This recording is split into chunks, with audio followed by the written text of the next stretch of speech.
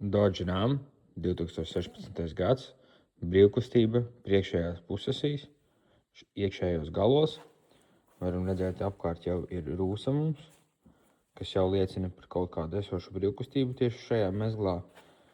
Mums nāk iekšā šis gals šeit uz nūtīm, un laika gaitā nūšu vieta tiek iznēsāta un parādās nevajadzīga brīvkustība.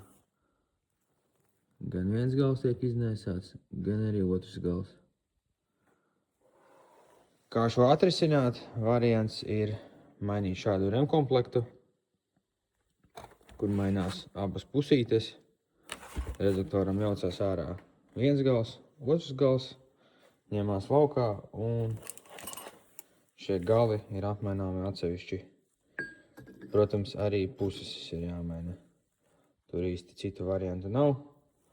Liekas arī jauns vai nu puses gals, vai visa puses uz šejienes, lai mums šajā mezglā nebūtu vairs brīvkustības.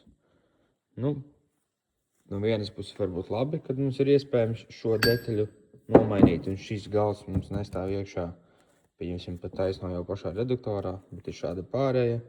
No otras puses var būt labi būtu, ja te būtu vēl kaut kāds papildus atbalsts, lai šis gals neiznēsātos tik ātri. Saliksim visu atpakaļ, un klients varēs turpināt braukt.